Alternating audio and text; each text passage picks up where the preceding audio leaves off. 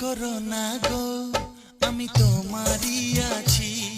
এ জীবন মরণে আমি তোমায় ভালোবাসি। আমি তোমার ছায়া হয়ে রব তোমার পাশাপাশি।